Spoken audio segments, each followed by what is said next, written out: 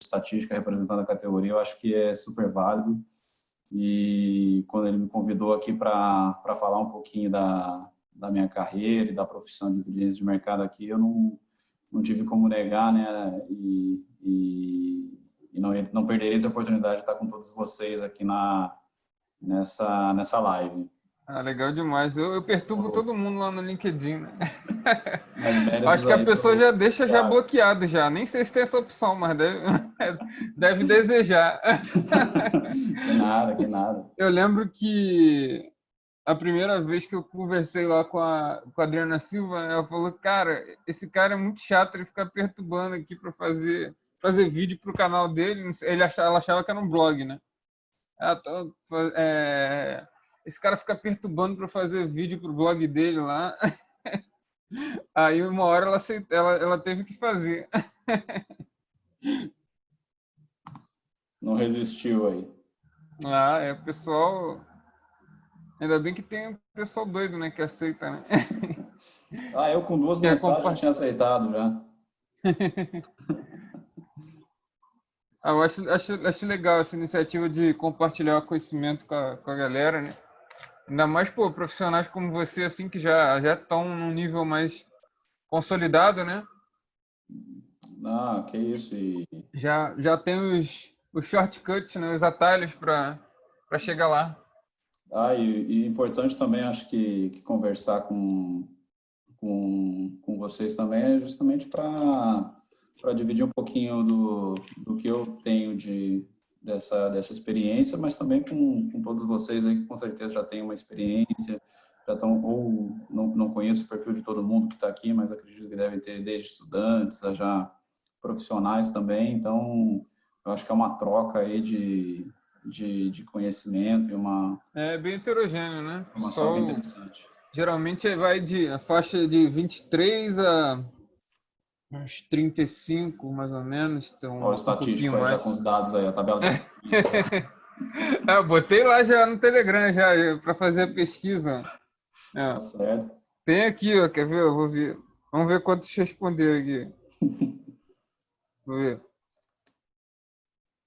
Ah, ó, tiveram 76 respostas aqui já, né? E de 23 a 32 tem 30%. E de 32 a 42 tem 45%. Só somando essas duas já dá 75% dos que votaram, né? Olha só. Então, é de 23 a 42. Varia a idade do pessoal aqui. Sim, sim. Aí, pessoal. Miguel, Fábio, Ali, boa noite. O Ali é venezuelano, mas tá aqui já no Brasil, já fala melhor que a gente já português já. Já ia falar que o espanhol aqui não dá para arranhar muito, não.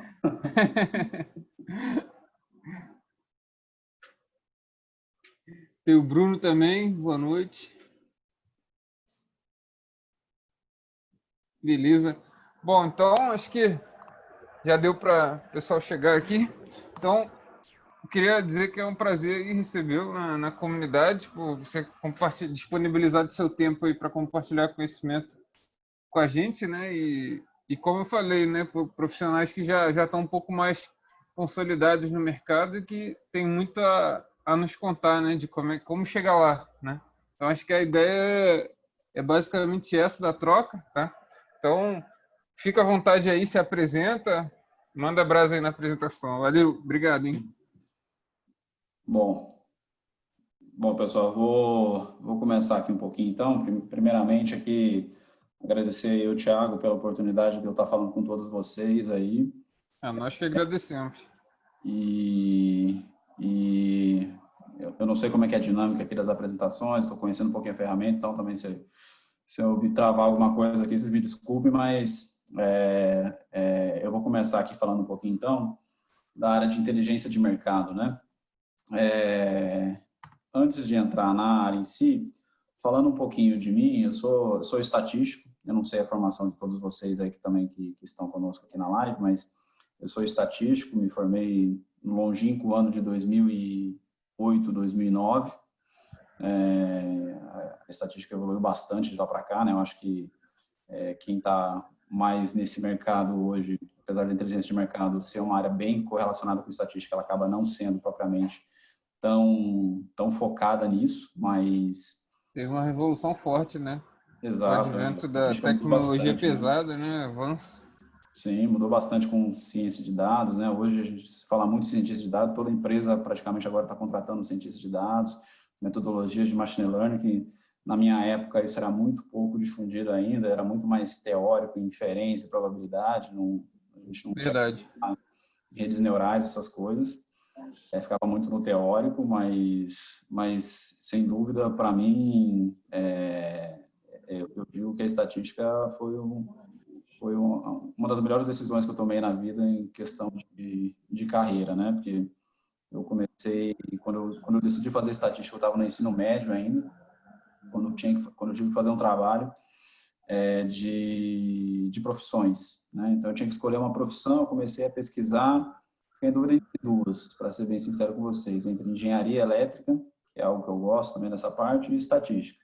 E aí, quando eu comecei a entender mais o que era estatística, aquilo já gerou uma paixãozinha lá no fundo, né? Falando sobre dados, gráficos, probabilidades, essas coisas. Eu já gostava de matemática, então o casamento ali foi simples. Não tem como não gostar, né? Exatamente. Depois começa a ver, né, Thiago? E então eu decidi fazer, entrei na faculdade em 2004, na Universidade Federal do Paraná. Eu sou do Paraná, Legal. estou radicado aqui em São Paulo há 1 ano e meio, mas sou do Paraná. E entrei na Universidade Federal, lá do Paraná, fazendo o curso. Muita novidade, né? Coisa que a gente não vê no ensino médio, análise, aquelas análises matemáticas, cálculos diferenciais, aquelas coisas. Um susto inicial ali, mas foi uma experiência super bacana. Eu acabei, no final do curso, indo para uma linha de mais estatística espacial. O meu trabalho de conclusão de curso foi focado em estatística espacial. Sério, que legal, cara. Nós tivemos uma live aqui de estatística espacial muito maneira com o Maurílio, né? Você deve até conhecer Maurílio Soares. Ele é lá da de São, agora não tô lembrando, São Carlos? Não lembro agora. Depois eu te mando o perfil dele. Eu acho que Gente boa demais. Bacana. Ele e também do Maurício, né? Entendi. Eu tive até o trabalho que a gente fez foi para monitoramento de ovos do mosquito da dengue, num projeto em parceria com a Rede Saudável e a da Fiocruz, do Rio de Janeiro. Acho que você é até do Rio, né, Thiago? Não sei se você mora no Rio, mas acho que você é do Rio, né? O sotaque. Sou carioca, sim. Moro no Rio também. Ah, é? Sim. O trabalho ele foi em parceria lá com a Fiocruz, foi um trabalho bem bacana e que trouxe bastante aprendizado também para mim. Eu tive um professor de lá também, do Cosme Passos. Não sei se você conhece. Eu lembro desse nome. Ele é bem nessa parte de modelagem mesmo. Ah, é? Planejamento de experimento, modelagem. Tinha Marília de Sá Carvalho, eu não sei se faz parte. Da Fiocruz eu só conheci o Cosme mesmo.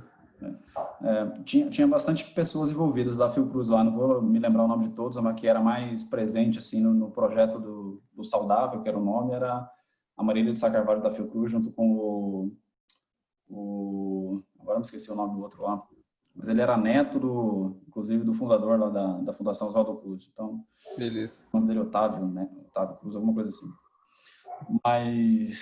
Mas daí, só para contar um pouquinho aqui do meu timeline também, antes de entrar na área em si, aí eu me formei, comecei a trabalhar, eu já trabalhava em outra empresa já, mas nada voltado à estatística, aí comecei a estagiar na TIM Celular, lá em Curitiba, já indo para a área de negócio, saindo um pouquinho já dessa área de estatística, mas sempre levando comigo a bagagem de aprendizado ali do curso, né?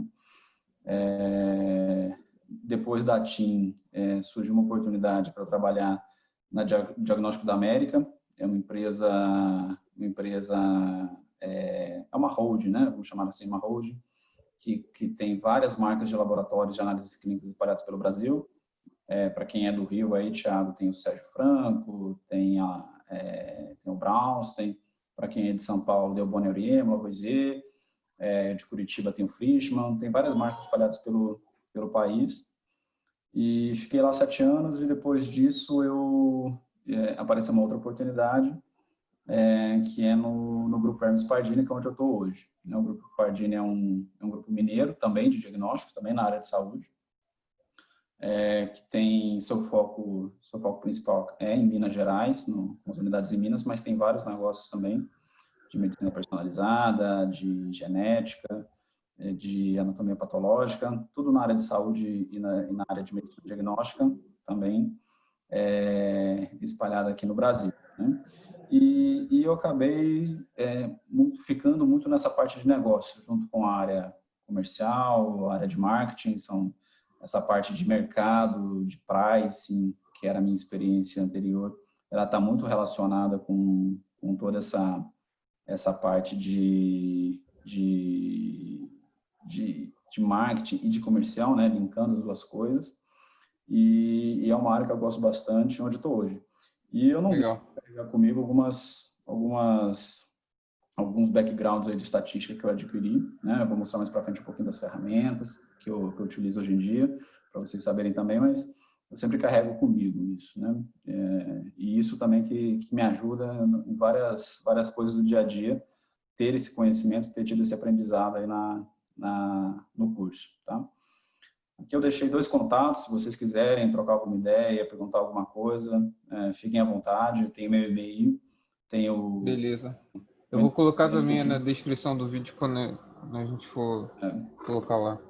Quem quiser ler o QR Code ali também, tá? Direciona direto para o perfil, tá bom?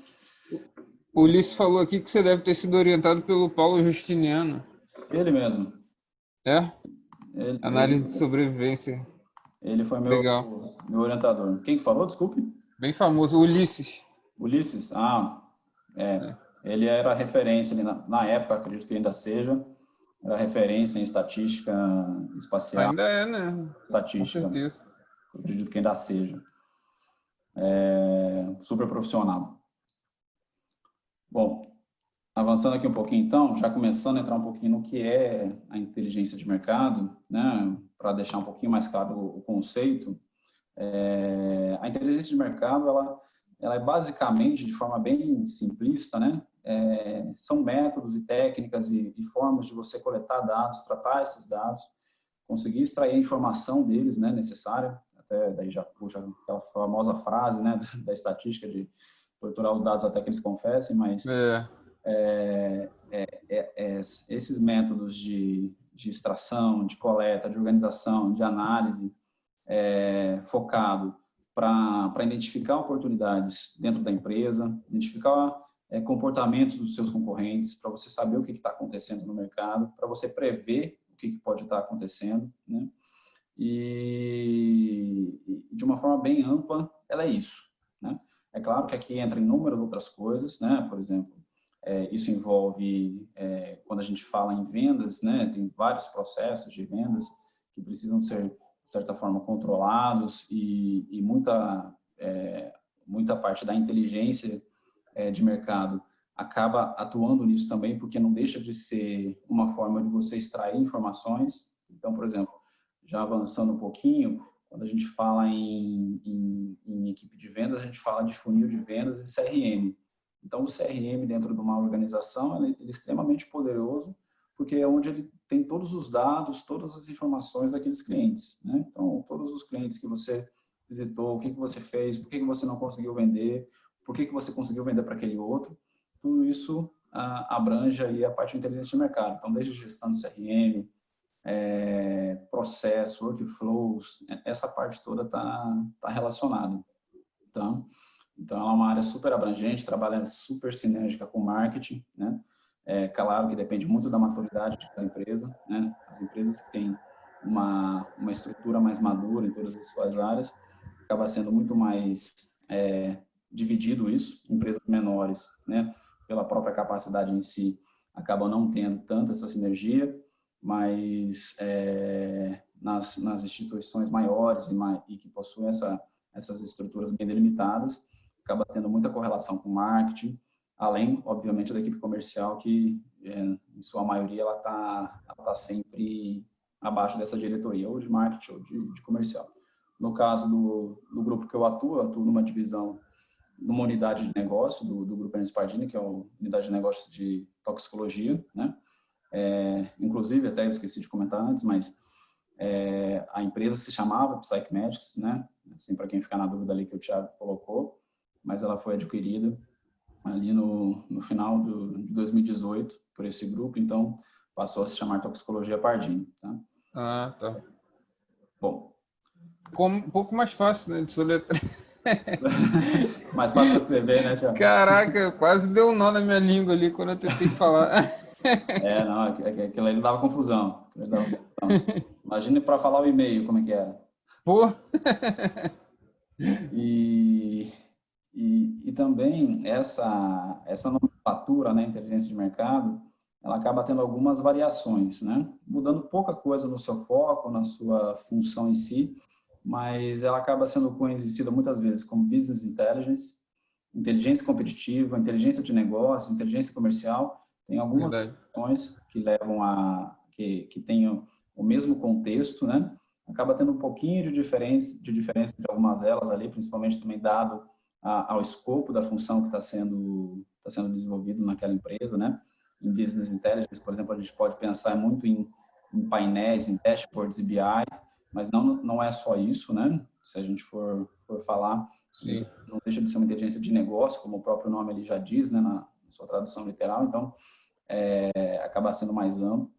A inteligência competitiva, ela tem uma variaçãozinha ali que acaba sendo um pouquinho mais, não tão focado no externo, ou seja, no mercado, numa análise competitiva do mercado externo, mas sim numa manutenção competitiva do seu ambiente interno, da organização, né? Então, o produto que aquela empresa tem está competitivo, esse tipo de coisa.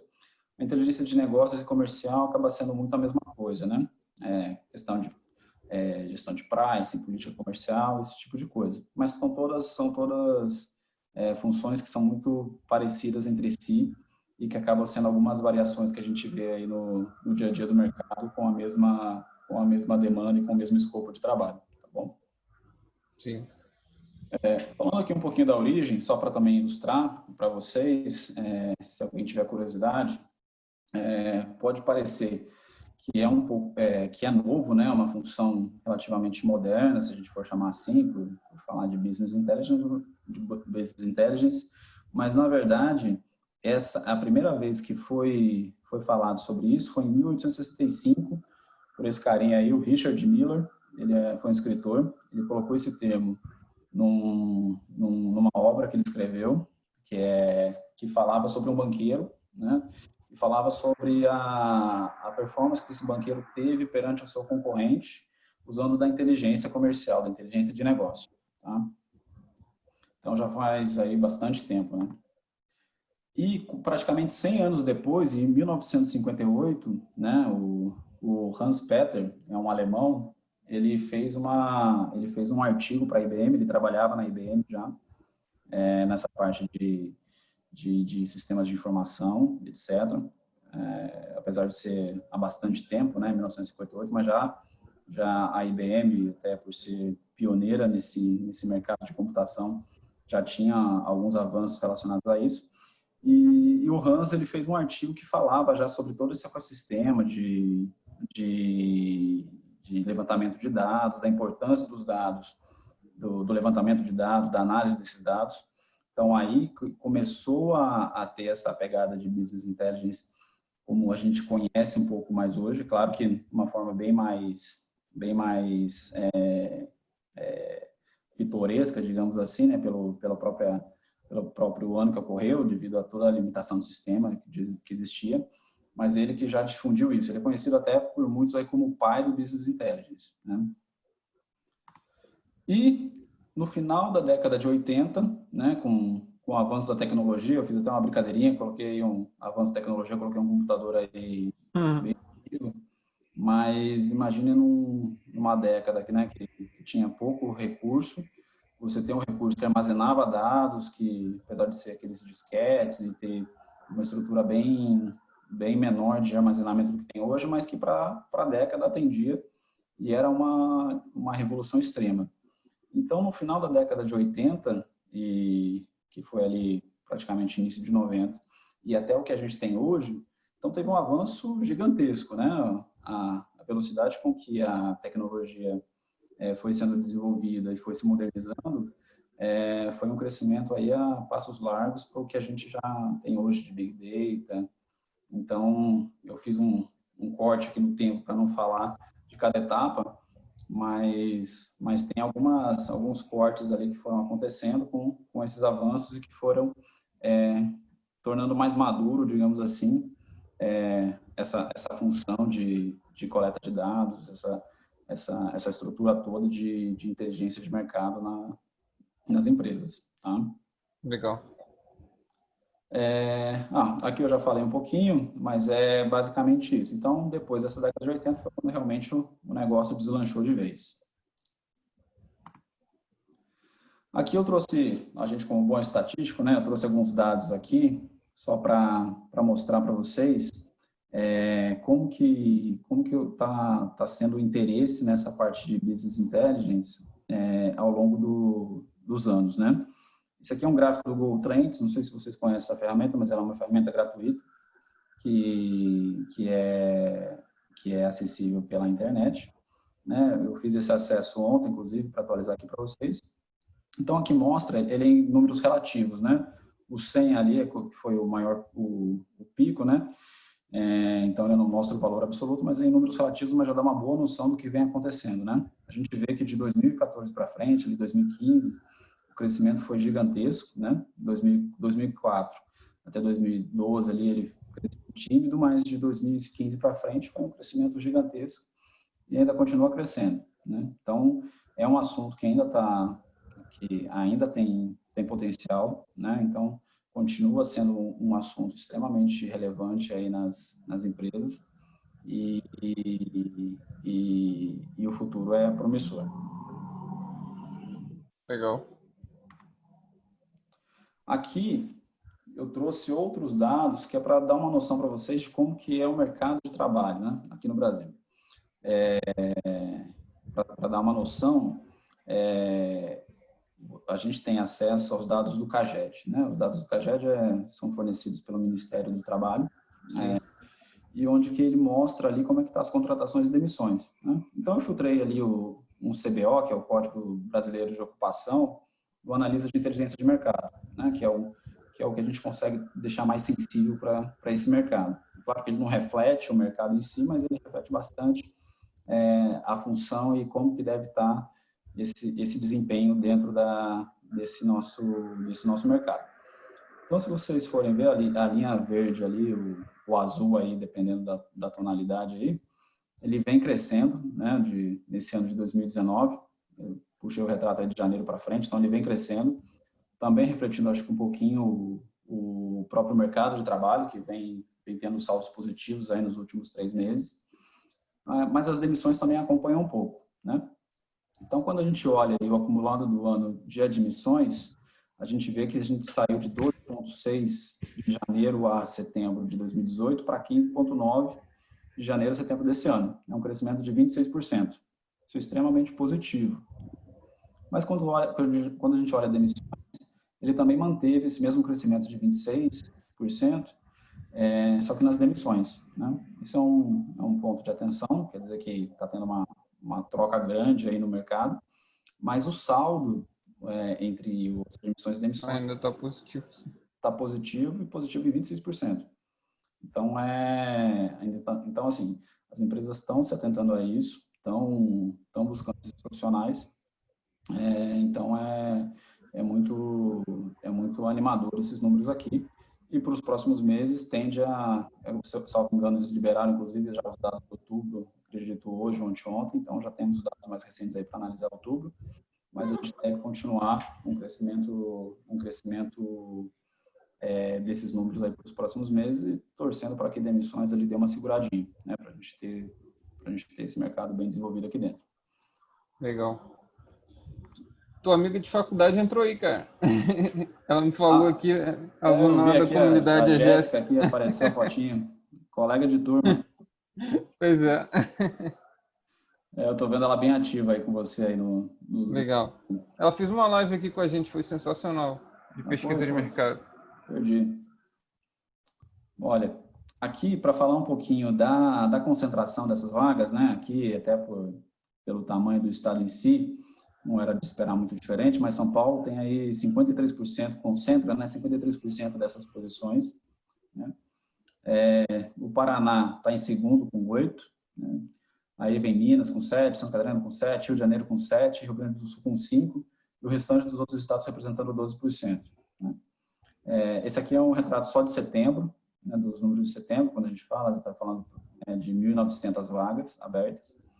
Então, São Paulo continua e tende a ser realmente esse maior mercado para essa função, onde estão o maior número de empresas, etc. Mas a gente tem outros estados ali também, com um número bem menor, mas mais importantes ainda, aí, como Paraná, Minas, Santa Catarina e Rio de Janeiro.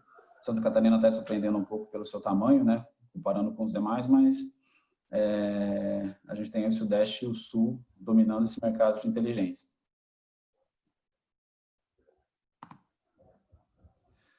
Aí eu trouxe aqui um outro dado, que também é para mostrar um pouquinho que esses números em si, eles refletem das empresas que têm essa função dentro delas, né? Quando a gente olha, tem uma pesquisa disponível, que é do Ibramerc, que é um instituto de ensino, de 2017, que fala que 22% das empresas possuem uma área de inteligência de mercado contra quase aí 80% que não possuem, né? Então, tem um mercado muito grande ainda, né? Claro que a gente tem empresas de vários portes, vários tamanhos, que não faz sentido para algumas ter uma área propriamente disso, acaba sendo muito uma função desempenhada por uma área comercial, pela própria área de marketing, sem ter uma estrutura disso, mas a gente tem várias empresas ainda grandes que ainda não têm essa área, então ainda é um mercado para crescer nessas empresas que não têm, né? E avançando aqui um pouquinho, para dar uma noção macro de um trabalho de uma área de inteligência, né? A gente está falando aí da coleta e organização de dados, da análise desses dados, né? Aqui, onde a gente acaba usando em todas essas etapas aqui, é a estatística, né? E a conclusão com os reportes para mostrar o que a gente enxergou daquilo, o que a gente entende daquilo, de uma forma bem macro, né? Claro que cada caixinha dessa abre inúmeras outras segmentações, aí, várias outras ramificações, mas de uma forma bem macro para vocês entenderem, acaba sendo isso. Eu não trouxe aqui o que eu comentei lá no início de gestão de workflow, gestão de projetos, que eu acho que não encaixa aqui nesse momento, mas tem as outras funções aqui que também fazem parte do trabalho no dia a dia e de uma área de inteligência de mercado. Tá bom? Beleza. E aqui, quando a gente fala, né, nos profissionais para trabalhar nessa função, a gente pensa, né, quais são as habilidades que são procuradas nessas pessoas, né? Cada vez mais a gente vem falando em data driving, né? Data driving é um perfil de pessoa que acredita nos dados ali, é direcionado totalmente pelos dados para poder tomar algum tipo de decisão, né? É um termo que vem ganhando relevância aí no mundo de negócios, né? A gente vê algumas pessoas que se intitulam Data Drive, mas acaba sendo muito uma referência ali, uma forma realmente de você trabalhar, de você usar essa informação, de como que você acredita nisso. Muito relacionado com esse Data Drive, mas também tem a questão de alfabetização em dados, né? Importantíssimo. Importantíssimo. Para quem é estatístico, a nossa alfabetização acaba sendo muito aí, né? No curso em si, acaba ajudando muito.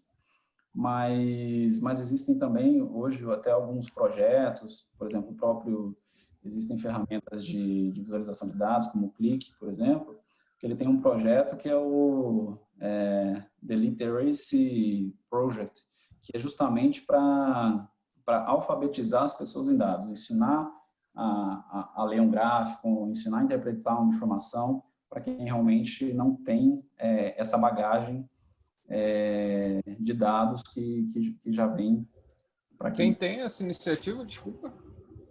Eu vou compartilhar com vocês, é do Click, é do Literacy Eu vou pegar aqui, eu vou Beleza. compartilhar no chat aqui.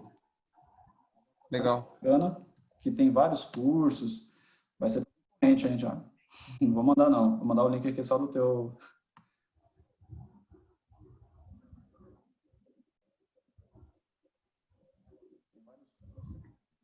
Feitos que podem ser compartilhados. Deixa eu só ver como é que eu compartilho aqui com vocês. Pode mandar aí, tranquilo. Não tem problema não. Vou achar o chat aqui, peraí.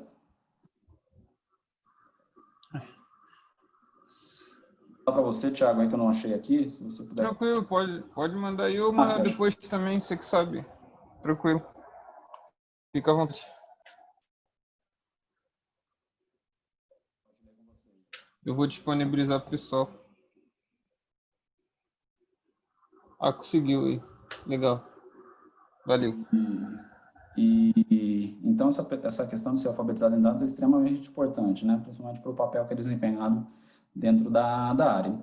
E criatividade, como em vários outros mercados e vários outros negócios, ela é extremamente importante também, porque num mundo tão dinâmico como é o nosso, né, que cada dia é um desafio diferente, cada dia você tem uma necessidade diferente, você ser criativo é extremamente importante, né? E o criativo em si é pensar numa solução diferente, pensar como que pode ser feito, né, uma coisa que a gente faz, mas que possa ser feito diferente, pensar num produto diferente. Então, isso é bastante procurado nos dias de hoje, né? Essas são as principalidades, né? É claro que quando a E gente... tem como estudar, né? Tem técnicas. Exato, você desenvolve, né, Tem a muita gente que criatividade. acha que é furada, né? Que é, não, pô, mas realmente existem técnicas para isso. Para você desenvolver, exatamente. E Quem quiser conhecer, tem o Murilo Gun, né? Que eu gosto pra caramba, que ele é um comediante, que ele foi pra NASA também, né, lá no projeto da Singularity, né? Que eles têm lá de futurismo da NASA, muito maneiro. Quem quiser conhecer depois, joga aí no Google, Murilo Gun. Acho bem legal. eu assisti a ele na época que ele fazia stand-up, depois ele saiu do stand-up, acabou focando mais nas palestras dele, né? Mas ele é um Sim, cara inteligente mesmo. muito bom. Bom, essas são as principais. É claro que aqui vão entrar outras, né, habilidades que não só no profissional de inteligência, mas como um profissional do mercado de trabalho em si que vai ser procurado, mas inteligência emocional, todas essas habilidades, né, são importantes, mas essa eu numerei aqui como as principais para o dia a dia aí do profissional. Aqui eu trouxe um pouquinho das ferramentas, né? Aqui as ferramentas que, obviamente, que eu acabo utilizando no dia a dia. Não sei se vou ser sacrificado aqui que eu coloquei o Excel, mas Eu acho que vai ser sacrificado porque não botou o Python. O pessoal vai fiar aí. né? Então, eu não coloquei o Python, primeiro porque eu não sei usar, segundo porque assim, o R, desde que eu fiz a faculdade lá, comecei a fazer a faculdade, eu me identifiquei muito com R. Eu gosto muito dele. Eu uso ele desde então, em todas as empresas que eu passei. A primeira coisa que eu instalo no computador quando eu pego é o R. Então, assim, ainda não senti necessidade de sair do R para o Python. Eu sei que o Python está crescendo bastante. Inclusive, até está no meu roadmap aqui para algum momento aqui começar a aprender um pouquinho sobre ele. Mas eu ainda deixei o R aí, se vocês perceberem, eu deixei o R até primeiro, justamente só para deixar a relevância dele ali para mim. O RStudio aí, como a IDE para trabalhar com ele, foi um super trabalho que fizeram na RStudio. Na época que fazia faculdade, usava Emacs, usava uns negócios loucos. Putz, lembra do Team R? Sim, nossa senhora. Jesus Cristo. Era um bloco de notas Faltava, pro R, né? era, exatamente. Faltava um RStudio naquela época lá, então quando saiu o RStudio foi... Mas qualquer coisa era melhor que o R sozinho, né? Pô, o R é muito feio, cara, sozinho, Jesus Cristo. Exatamente. Ele é bom. Tanto é que quando eu instalo ele, eu configuro todo ele para não ficar com aquelas janelas todas sobrepostas. Eu deixo ele naquela É, IDE e tal, mudo com tudo. certeza, é. E, bom, então o RStudio aí, o MySQL também é a segunda coisa que eu instalo quando eu pego o computador. No caso, o MySQL Workbench, né, na sua maioria, porque o servidor do banco já está em outro lugar. Mas eu sempre tenho também, porque eu não consigo viver sem. E aí, o Excel. Na época que eu fazia a faculdade, existia uma certa resistência ao uso do Excel para relatórios, para essas coisas. Usava muito o LaTeX, aquelas ferramentas do próprio... Usava Linux, inclusive, lá a Jéssica acho que vai lembrar, lá na época da Federal era Linux com LaTeX. Então, eram os negócios que a gente fazia que não usava Excel para nada. Mas, hoje em dia, nas empresas, não tem como viver sem. Todas as empresas que eu passei usam Excel. Não conheço uma que não use. E pode ser até uma variação do Excel, que seja um Google Sheets, ou que seja alguma outra versão LibreOffice, mas sempre na questão de planilha eletrônica. Então, ainda... Agora é o Power BI, né, que substitui o Excel. O Power BI está chegando aí forte, né, para essa parte de visualização, mas assim mesmo ainda acho que vai existir o Excel, principalmente para essa parte de planilha, né? Você tem muitas áreas ali dentro que estão planilhando alguma coisa, que estão fazendo alguma coisa, e eu acho que o Excel tem longa vida aí nas empresas, né? Hoje, aqui o grupo, ele usa o Qlik, inclusive ele usava bastante o Power BI, mas está migrando para o Qlik, né? E o QlikSense, que é uma versão, não sei se o pessoal que está aqui na live conhece, mas o Qlik ele tem uma versão, começou, né, com uma versão desktop, né? Hoje ele está numa versão cloud, né? Está começando a difundir mais essa versão cloud dele, que é o QlikSense, uma ferramenta com visual bem bonito, bastante ferramenta ali para a parte de visualização. E aqui eu coloquei uma brincadeirinha ali, que é o cérebro, que é justamente também não tem como a gente ter todas as ferramentas, mas não conseguir linkar todas elas e usar elas de uma forma inteligente, de uma forma organizada para o dia a dia, né? Mas essas aqui são... Por que você acha que estão atribuindo essa mudança do Power BI para o Qlik aí, né, na tua empresa? Olha, assim, uma decisão meio estratégica da área, porque já dentro da empresa existiam já essas duas ferramentas. Uma era utilizada mais pela área de finanças e a outra acabava sendo mais a área comercial. Numa queda de braço ali com as definições e com as facilidades e o poder da ferramenta, acabou se optando pelo Qlik. Dizem que o Qlik é um pouco mais customizável, né, do que o Power BI. Eu não tenho conhecimento profundo nenhum dos dois para poder falar alguma coisa. Do pouco que eu conheço assim do Power BI e do Qlik também, que o Qlik está começando agora aqui dentro, o Qlik ele me pareceu um pouco mais de facilidades no uso, né? Um pouquinho disso que você falou, Thiago, da customização. Por exemplo, para você não precisa fazer uma ETL, eu sei que o Power BI também você tem uma facilidade ali para subir os dados, mas ele tem uns insights que ele já te dá com base nos seus dados, ele tem algumas facilidades, né? E eu acho que aqui na empresa acabou sendo muito já pelo próprio setor já utilizar, acabou se definindo ali que ficaria. Beleza. Mas o Power BI eu acredito que também serviria, foi mais uma decisão mais, né, do negócio ali em si, mas o Power BI acho que atenderia plenamente também a demanda disso. E aqui, colocando aqui um pouquinho de por exemplo, né, quando a gente fala aqui de levantamento de dados, de mapeamento desses dados, de onde que vem, para onde que vai, como que a gente levantar isso, eu trouxe aqui também, muito pelo meu dia a dia aqui, da onde que vem esses dados, né? É claro que isso aqui pode variar de negócio para negócio. Legal. Mas muito pode ser compartilhado. Então, por exemplo, da onde que vem as informações que a gente trabalha, né? Então, dados abertos do governo, né? O governo com seu portal de transparência em grandes, já bem alastrado aí, em bastante prefeituras, governos. Tem o portal de transparência, que tem inúmeras informações. Órgãos reguladores, no caso aqui do meu negócio, que é medicina diagnóstica. Então, por exemplo, a ANS tem excelentes informações que ela disponibiliza. né, inclusive alguns painéis já prontos. Compras governamentais, então é um site aí onde tem as licitações com seus contratos, tem inclusive APIs que você já pode linkar com algumas coisas, bem interessante.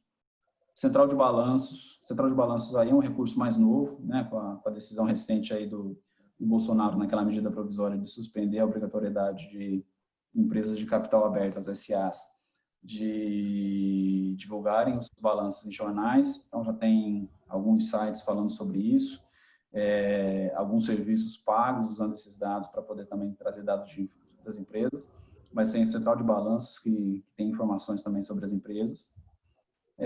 O IBGE, né, bastante voltado aí também para o nosso negócio, para essa parte de geoestatística, com dados populacionais, dados longitudinais aí sobre a população, entre outros aqui que vai se desdobrar em vários, que a gente pode estar falando aqui justamente de prefeituras, tem o dados.gov, tem dados da Receita Federal, que passou a divulgar não faz muito tempo os CNPJs, enfim, são informações valiosíssimas aqui para o dia a dia, né? Redes sociais, então, Facebook, Twitter, Instagram, LinkedIn, YouTube, essas são as principais aqui. Também nem sei se tem outra hoje em dia já, mas essas são a que a gente acaba tendo mais acesso. E aqui são parênteses, né? Quando a gente fala de tudo isso, se a gente pensar um pouquinho, quando começou a falar desse levantamento de dados lá em 1958, a gente fica pensando como que esses caras faziam, né? Sem ter acesso à internet para fazer isso, né? Devia ser um perrengue para esses caras levantar informação. Aqui pesquisas, né? Então, quando a gente fala sobre pesquisas para conhecer nosso cliente, o perfil do consumidor, o NPS, o Net Promoter Score, que é amplamente divulgado aí em um grande número de empresas, é um indicador que mede o quanto que você promove a empresa, né, de acordo com uma escala, tem uma continha que então, várias empresas usam, é um método validado. O Google Trends, que eu mostrei um pouquinho antes ali, que é aquele gráfico que mostrava o comportamento do interesse relacionado ao Business Intelligence. Então, lá você pode colocar qualquer termo que ele vai trazer. Então, quem é do mercado de seguro, quer pesquisar como está o interesse em seguro, consegue ver por estado, por região, por país. É bem interessante para quem não conhece. Entre outras pesquisas aqui também que foram realizadas ao longo do tempo, junto com os seus clientes, junto com a população, enfim. E os sites relacionados ao mercado que a empresa está, bem como seus concorrentes, né? Então, por exemplo, associações de classe, associações de empresas que fazem a mesma coisa que você, os sites dos seus concorrentes, né? E notícias relacionadas nesse mercado. Então, por exemplo, eu vou citar um exemplo para vocês, que no mercado que a gente está, o nosso público é bastante de caminhoneiro, porque a gente trabalha com o exame toxicológico do cabelo, que é voltado para o público que tem carteira CDE, né? Aquele exame que é utilizado para renovar a carteira. Para esse exame, por exemplo, para esse produto, a gente tem algumas páginas, alguns portais que é voltado para esse público, né? Blog do caminhoneiro, e lá traz várias informações para você saber como está esse mercado. É extremamente importante você conhecer o que está sendo dito, o que está sendo falado sobre o teu público, o que o teu público tem interesse, né? E eu vou falar até um pouquinho disso mais para frente, mas essas são algumas das fontes de informações, né? É claro que vem outras. Aqui, por exemplo, eu não citei o CRM, que eu falei para vocês um pouquinho antes, né? O CRM para a área comercial, ela é extremamente importante e é onde, desde que seja um CRM bem executado, né? É onde vai ter informações valiosíssimas ali para você entender o que está acontecendo com a tua carteira. E aqui, como vamos, né? Aqui, com o avanço recente, né, de toda a tecnologia, a gente está falando aqui de duas coisas, né? A primeira não está tão relacionada à tecnologia, mas não deixa de ser um pouquinho, é um termo relativamente novo e que tem se mostrado tem tido bastante compra, digamos assim, pelas empresas, né? Que é o Customer Centricity, que é justamente colocar o cliente no centro, né? Cada vez que a gente olha essa parte de inteligência de mercado, inteligência competitiva, né? tem se incluído muito dentro disso ter sempre o cliente no centro. Não quer dizer que é deixar de olhar como é que está o comportamento do mercado, como é que está o comportamento dos seus concorrentes, mas também ter como um ponto importante ter o cliente sempre estando satisfeito com o trabalho, né? Tendo um impacto positivo ali do seu dia a dia, a jornada dele sendo uma jornada que ele gosta, que ele promove a sua empresa, que ele está satisfeito com aquilo. Então, cada vez mais tem se colocado esse termo dentro da inteligência de mercado para justamente, então, por exemplo, com as pesquisas de NPS, com a jornada do cliente, mapeando a jornada dele, reduzir a fricção da experiência dele com o seu negócio, com o seu produto, né? Tanto é que a gente vê várias empresas aí com recursos digitais, que o próprio Nubank, por exemplo, que você faz tudo digital, esse tipo de coisa é justamente isso, né? Você diminuir a fricção do seu cliente com a necessidade de ter que falar com uma pessoa, ter que resolver algum problema, as burocracias do dia a dia, né? Esse tema está bem relacionado com isso, né? Legal. Além disso, obviamente, a gente já não é tão para onde vamos, mas está bem presente, mas ainda tem muito chão aí para andar, que é a parte de Analytics, Big Data e Inteligência Artificial, né? Além das empresas que possuem essa área de inteligência de mercado, mas muitas delas ainda não possuem todas essas ferramentas sendo implantadas, né? Por exemplo, a parte de inteligência artificial, muitas empresas ainda não têm. Analytics, Big Data, apesar de ter um painel, ter uma estrutura de dados, mas acaba não usando todo o recurso que poderia, a própria internet das coisas, que eu nem cheguei a colocar aqui, mas a gente poderia falar disso para poder medir alguns passos ali do seu cliente, mas justamente por essas limitações ainda acaba... Verdade. Eu acho o IoT muito pouco utilizado e é sensacional, cara. Exatamente. Acho que o crescimento é tão amplo, com tanto device hoje conectado à internet, tanta forma de você poder medir alguma coisa que esteja acontecendo, que acaba não sendo feito, tem um potencial enorme para crescer essa parte. Com certeza. Bom, e aqui, gente, o que eu tinha para falar para vocês um pouquinho aí do meu dia a dia, da área de inteligência de mercado era isso. Eu espero que vocês tenham gostado. E, Thiago, eu não sei como é que é a dinâmica aí, se abre... Show de bola. Não, legal. Então, só descompartilha aí, por favor, que aí a gente abre para pergunta aqui, pode ser? Claro. O Robson até já mandou a dele aqui, ó. Henrique, vocês utilizam o DataSUS? Se sim, vocês fazem coletas pontuais ou estruturam as informações em algum data warehouse? Olha, a gente faz consultas individuais, né, o Robson. Hoje, o que a gente acaba usando mais do DataSUS acaba sendo, como o nosso foco é muito B2B, né, a gente acaba focando muito nos dados do CNES, que é o Cadastro Nacional de Estabelecimentos de Saúde, né. Na minha prévia experiência, essa empresa que eu estou, como era focado mais em diagnóstico de análises clínicas mesmo, eu já acabei utilizando sim esses dados e fazendo coletas pontuais. O DW acaba sendo muito o próprio banco que a gente tem, né? O trabalho ali que eu apresentei para vocês, que é o MySQL, né? Não tinha uma estrutura focada em DW, não, mas nenhum data lake, nada relacionado a isso. Era extrair a informação e guardava lá para consultas, etc. Legal. Alguém quer fazer alguma pergunta, pessoal? Manda aí. Essa é a hora. Pode escrever aqui no chat também. A Jéssica falou que assim, muito legal como as áreas se encontram. Henrique, vocês usam alguma ferramenta para coleta de dados geográficos? Jéssica, não sei se eu entendi muito bem a tua pergunta aqui, mas, por exemplo, para dado geográfico, acaba usando um pouquinho da API do Google Maps para fazer latitude, longitude, pegar essas informações para poder correlacionar de uma certa forma espacial, e dentro do próprio painel. A gente usou o Power BI para fazer algumas partes dessas análises, mas também usando o próprio próprio banco SQL para calcular a distância. Então, a gente tem alguns Dados já referenciados, né, que a Jéssica falou.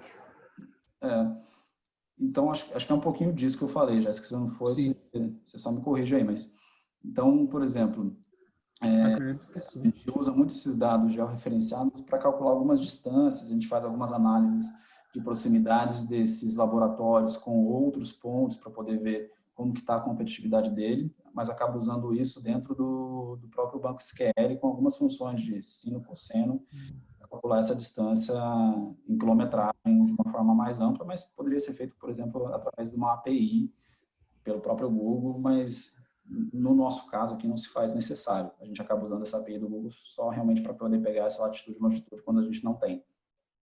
Legal. A Tânia perguntou aqui, ó, como foi a construção da cultura data-driven na empresa? Como vocês criaram necessidade da área de negócios de decisões baseadas em dados para melhorar a tomada de decisão? Apenas o processo data literacy foi suficiente?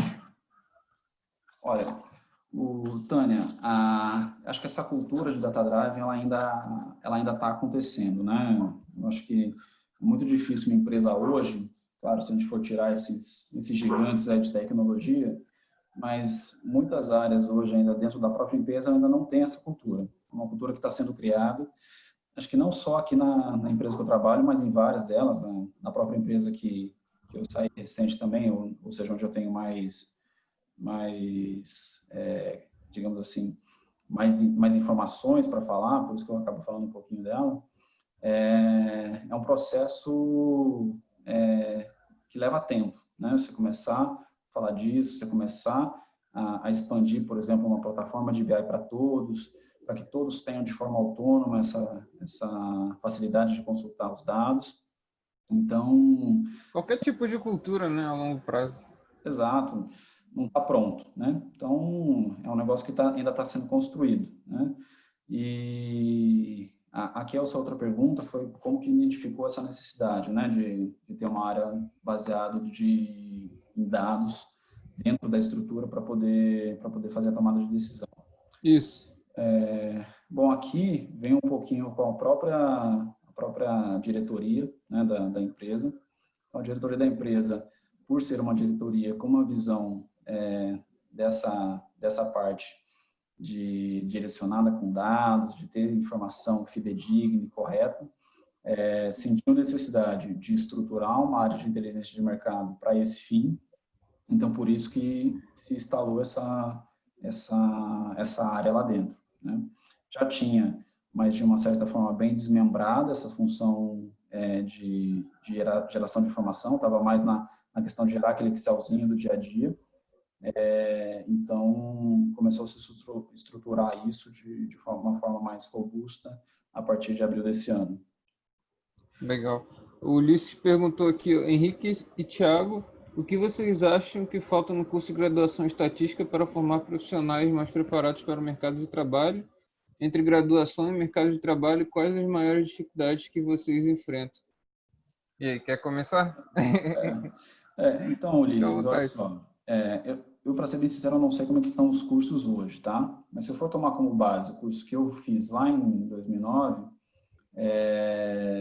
o que eu acho que falta, o que faltava naquela oportunidade, é um pouco mais dessa questão da praticidade da área de estatística e perante ao mercado, né? Que nem eu comentei lá no início, hoje, basicamente, quando a gente for ver, a gente tem muitos cientistas de dados que é da área de TI, né? Que se especializou em alguma outra função.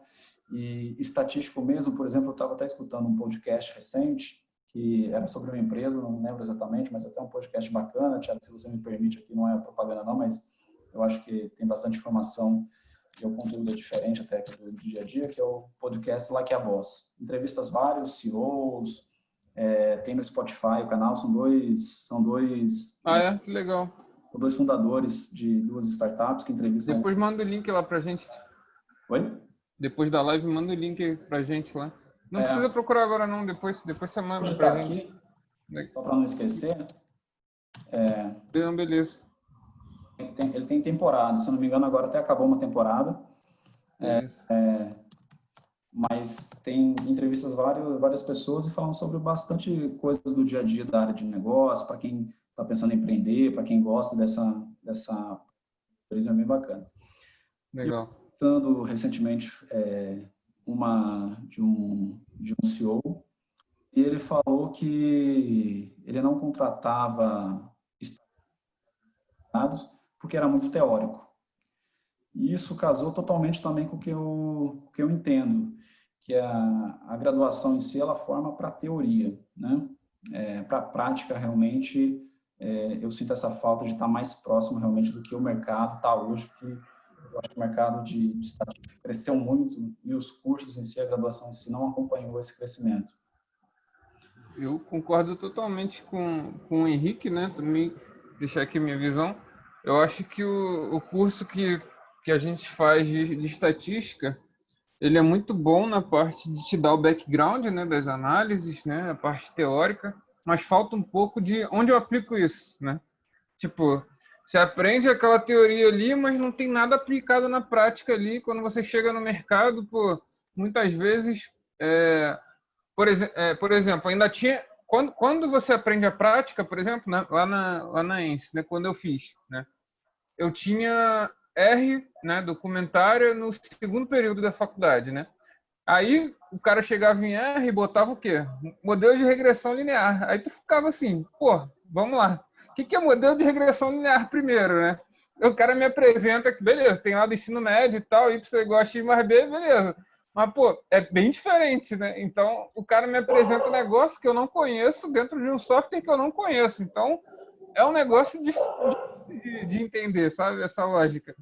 Tinha que ficar um pouco mais afastado, né? Tinha que ficar, pô, depois que eu aprender essa base mais forte de estatística, aí sim eu vou pro R. Mas não. Eles colocavam logo no início, né? E muito pouco, né? A gente viu o quê? A gente viu uma disciplina com R, outra com SAS, outra com SPSS, mas assim, tudo muito destacado, assim, sabe? Não focado assim na parte de você estar alinhado com o que você está aprendendo de fato, né? Você aprende aquilo e aplica. A ideia é que as disciplinas fossem a metade, vamos dizer assim, uma parte do tempo dedicada à teoria e outra parte dedicada à prática, né? Mesmo que fossem em períodos distintos, que levasse um pouco mais de tempo, né, para se formar e tudo mais, mas tudo bem, né?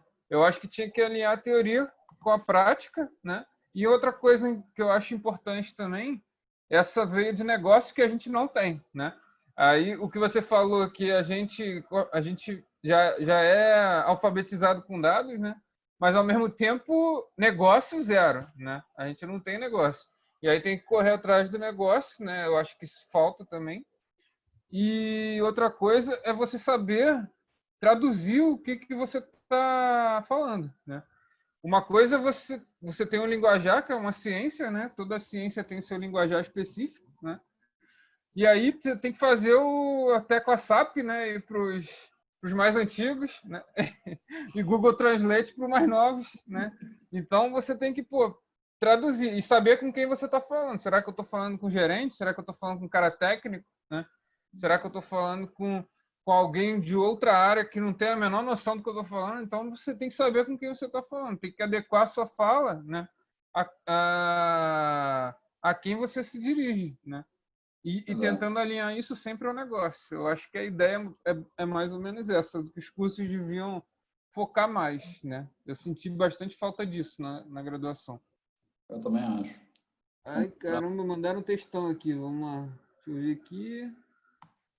A Jéssica falou que falta prática no mercado, exemplo de mercado. Beleza. Todo mundo então corrobora com o que o Henrique falou.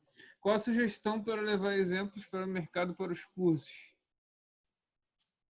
Então, mercado tem que pegar case, né? Pegar, por exemplo, o que o Kaggle faz, né? Competições de machine learning e tal. Pega case de empresa e leva para a universidade. Por que a universidade tem que ser totalmente destacada do mercado, né? São duas coisas que podem andar juntas também, até porque uma coisa ajuda a outra, né? Você forma profissional para o mercado, né? A universidade. Exatamente, se forma profissional para o mercado. Então, por que eu tenho que andar numa linha distinta? Ah, não, porque o cara vai ser essencialmente acadêmico. Pô, eu acho que não faz muito sentido, né? Acho que podia ter um trade-off aí. concordo. E para quem era mais de exatas, no meu caso, engenheiro elétrico, usava o computador para fazer relatórios e planilhas apenas, mas depois de ter aprendido VBA em Excel para automatizar alguns processos, eu me identifiquei em fazer Dash e analisar dados. Hoje estou fazendo um MBA em BI, mas ainda falta conhecer ainda o banco de dados e toda a sistemática para ter um bom DW. Quais os passos que devo fazer? Primeiros passos, digo que se fazer várias coisas ao mesmo tempo acaba não aprendendo desempenho. Eu acho que ele está querendo dicas para seguir na área de BI. Eu acho que eu entendi isso. É isso, Bruno? Bruno, também eu entendi um pouquinho disso. Assim, eu não sou um expert aqui da área de BI, DW, tudo, mas para mim, e pela experiência que eu tenho aqui da carreira, tudo começa com uma boa estrutura de dados, para você poder fazer qualquer coisa disso, né? Então, seus dados, você tem que pensar e tentar desenvolver um pouquinho disso, como que você organiza eles para que você consiga trabalhar eles dentro de um Excel, dentro de um BI, de uma forma fácil, de uma forma bem estruturada, né? A maior parte do tempo, né? Exato, exato. Então, acho que assim, antes até de você definir qual que é a ferramenta, pensar nisso, só refletir um pouquinho para ver se realmente assim você já está com um conhecimento bacana dessa estrutura, do que você espera dos dados. E claro que muita coisa disso você vai pegar na prática, né, no dia a dia, mas tem vários cursos no YouTube, essas coisas que já vai dar uma boa noção para vocês, caso você não tenha essa noção. Eu não entendi muito bem ali se você já tem essa noção de banco de dados ou não, mas você já tendo, pelo que eu entendi, é justamente nessa parte de estruturar bem seus dados. Tendo isso bem estruturado, eu entendo que você não vai ter problema em nada que você faça de BI, de DW, e você vai conseguir passar por isso. Legal. Bom, isso Thiago Henrique concorda, é bom ouvir quem está no mercado. Obrigado. Bom, beleza, eu acho que a gente já fez pergunta pra caramba aqui, show de bola. Obrigado aí pelo tempo disponibilizado, Henrique, foi um prazer recebê-lo, né? Ainda encontrou aí com um colega de faculdade, né? Pois é, muito pequeno. Legal.